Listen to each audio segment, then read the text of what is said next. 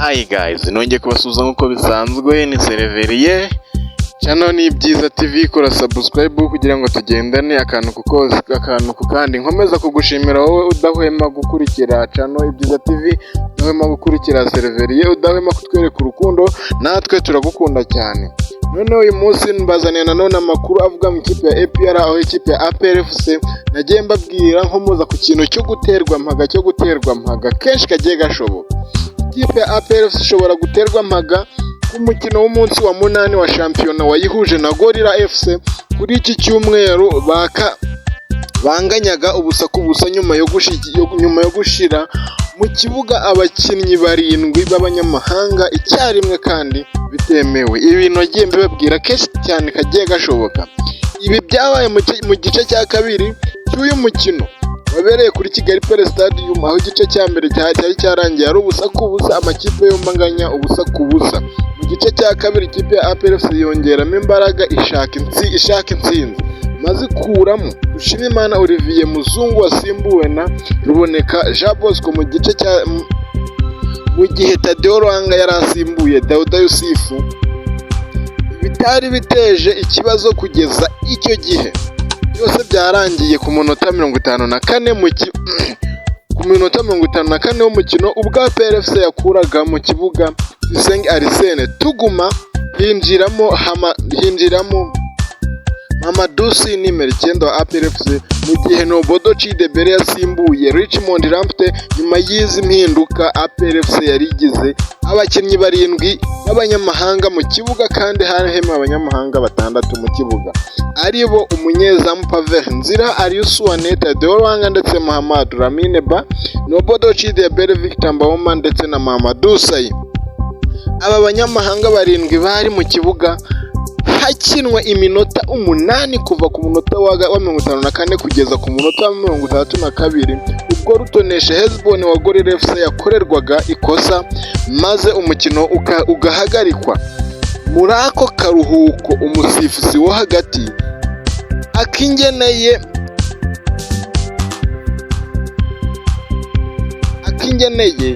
yazaga kuganira n'umusifuzi wa kane Nsabimana Isiyaka. Abantu bari batangiye kubiganiraho, yewe na APR FC babimenye bahita bakuramo Muhammadu Lamine Ba ndetse bashiramo Kwitonda Are Baka. Itegeko ry'imikinishirize y'abanyamahanga rivuga ko 10 aribo bajya ku rupapuro rw'umukino fede match, mu gihe 6 aribo bemerewe kujya mu kibuga. Niyo wasimbuza umunyamahanga akaba ari we usimbura undi mu gihe bitubahirijwe umubare ukarenga 6 bari mu kibuga.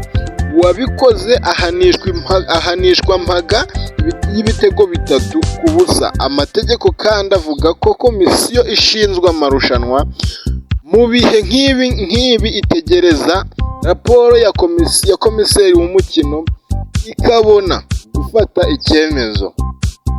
Nyuma yo kunganya uyu mukino, APR FC yamaze gukina imikino 3 yari imaze gukina imikino 3 aho ifite amanota 5 ku 9 n'imikino 5 y'ibirarane. Uko imikino yose y'umunsi wa 8 yagenze muri rusange, ni ukuvuga ngo na ibi nabibabwiye kenshi kagiye gashoboka. Nababwiye ko ikipe ya APR FC yatsinze Gasogi, ko umunsi wa mbere wa shampiyona, nuko uwo munsi uko byari byagenze ku munsi wo ku cyumweru Gasogi United yari yatsinzwe na Etincelle 1-0. Amagaju atsinda Vision 3-1. Bugesera FC inganya na Musanze 1-1. Police FC itsinda Rutsiro 3-2. Rayon Sport itsinda Bine Kiyovu Sport ndetse na Marine itsinda Muhazi United ibitego 2-1. Mukura nibwo yaje kuba inganya na AS do Kigali igitego 1-1. Ni ukuvuga ngo guys, nje nababwiye ko nzajya mbaha amakuru yizewe kandi meza cyane. Ni ukuvuga ngo reka dusimbukire ku mugabane w'i Burayi ho gatoya, aho Ten Hag yashimiye abafana ba Manchester United abifuriza amahirwe n'ibikombe. Ni ukuvuga ngo ariko Ten Hag aherutse kwirukanwa ku mwanya wo gutoza ikipe ya Manchester United, yavuze ko nta kindi yakwifuriza abafana b'ikipe uretse amahirwe ndetse no kwegukana igikombe. Anabashimira uburyo babanye nawe mu bihe bibi n'ibyiza. Uyu mugabo w'imyaka 54 ukomoka mu Buholandi yirukanywe kuwa mbere nyuma yo gutsindwa na West Ham ibitego 2-1 mu mukino wa Premier League wabaye mu mpera z'icyumweru gishize. Ahita asimbuzwa Ruben Amorim watozaga Sporting yo muri Portugal. Ni ukuvuga ngo mu itangazo ryashyizwe hanze n'abamuhagarariye, Ten Hag yashimiye abafana ba Manchester United nyuma y'imyaka 2 yari yaramaze mu ikipe akegukanamo ibikombe 2 nanone. Yagize ati, ndabashimiye kuba mwaragumye inyuma y'ikipe. Ndabashimiye kuba mwaragumye inyuma y'ikipe, haba mu bihe twabaga turi gukinira hanze cyangwa mu gihe cy'umukino ukomeye. Old Trafford ntimwahwemye gushyigikira ikipe. Ibyishimo Old Trafford byakomeje kuba byose kubera mwebwe.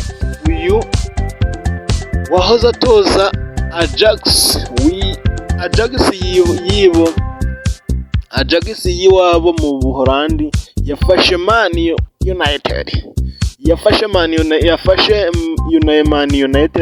mu mpeshi ya 2022 ndetse ayifasha gutwara igikombe cy'akababaro ndetse ayifasha gutwara igikombe cya Carabao nyuma y'imyaka 6 yari imaze itazi igikombe uko gisa. Muri uwo mwaka kandi Man United yasoje Premier League iri ku mwanya wa 3. Yirukanwe nyuma yo gutangira nabi uyu mwaka w'imikino wa 2024-2025, akaba asize Manchester United iri ku mwanya wa 14 mu mikino 9. Ten Hag yavuze kandi ko kuba yarafashije iyi kipe gutwara ibikombe 2 ari ikintu azahora yishimira ubuzima bwe bwose, nubwo inzozi ze kwari ukwegukana ibikombe byinshi. Ejo kuwa gatanu, uvuga ngo ejo ndi ku munsi wo kuwa gatanu nibwo Manchester United yemeje ko ku munsi w'ejo ndi kuwa gatanu nibwo Manchester United yemeje ko umunyaportugal Ruben Amorim w'imyaka 39 ari we mutoza musha akaba avuye mu ikipe ya Sporting Manchester United. Manchester United yatangaje ko azaba muri iyi kipe kugeza mu mwaka wa 2027 ndetse ashobora no kongeraho umwaka umwe. Azatangira akazi kuwa tariki 11 Ugushyingo.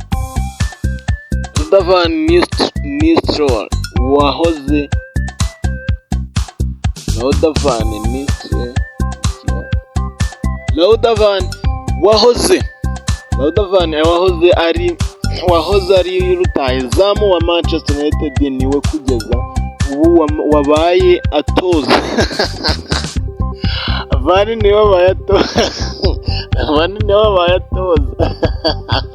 wabayatoza by'agateganyo iyi kipe nyuma y'uko Ten Hag yirukanwe.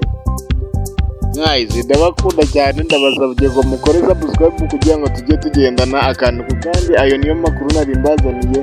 Niba ukunze amakuru ngo haye kora subscribe ubundi tukomeze kugendana.